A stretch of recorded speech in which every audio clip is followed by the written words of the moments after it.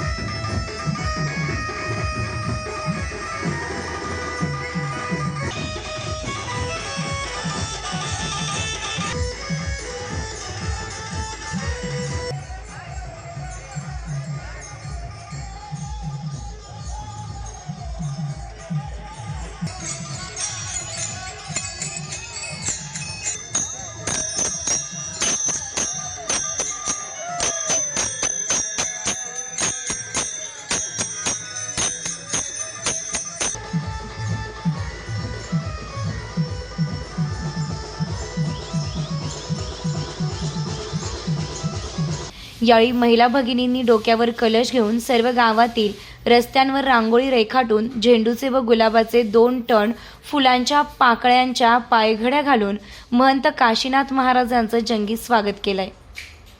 यावेळी महंत काशीनाथ महाराज यांचा स्वागत सोहळा पाहण्यासाठी गावातील संपूर्ण ग्रामस्थ व परिसरातील भाविक भक्त मोठ्या संख्येने उपस्थित होते.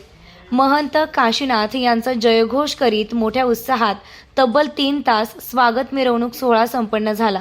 यावेळी महिला भगिनींनी फुगडी खेळत, चिमुकली मुले यांनी भगवी पताका खांद्यावर घेत तर तरुणांनी काशीनाथ महाराज यांनी आम्हाला माणूस म्हणून घडवले या गीतावर ठेका धरून आनंद उत्साहात ही मिरवणूक मोठ्या उत्साहात न भूतो न भविष्यती अशी संपन्न झाली आहे. महंत काशीनाथ महाराजांचे कालाचे कीर्तन 11 ते 1 पर्यंत संपन्न झाले. यानंतर ग्रामस्थांच्या वतीने सर्वांना कालाचा महाप्रसाद देण्यात आलाय. 12 वर्ष झाली मूर्ती बसून आदरणीय मुंडे साहेबांच्या हस्ते या मूर्ती प्राणप्रतिष्ठा झाल्या होत्या. त्यांचा भव्य दिवस असा सभामंडप इथं केलेला आहे. गावकऱ्यांच्या हिशोबाने सर्व गावकऱ्यांच्या हिशोबाने आदरणीय बाबांचं स्वागत केलं.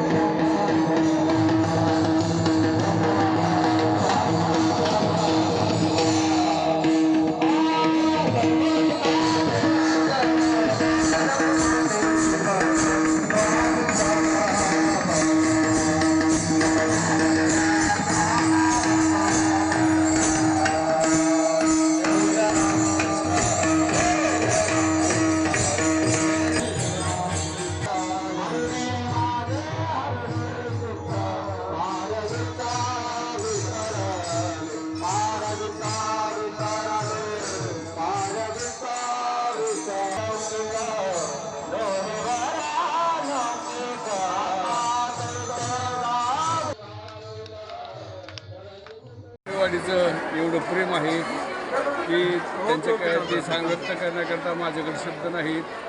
अतिशय अंतःकरणापासून प्रेम करणारे ही वनेवाडी हे गाव आहे आणि दरवर्षी अशाच प्रकारे भव्य अशा प्रकारचं स्वागत हे सर्व गावकरी मंडळी करीत असतात आणि यांच्या प्रेमामुळं यांच्या स्वागतामुळं हे अगदी भारावून गेलेलं आहे. काय बोलावं मला काही कळत नाही.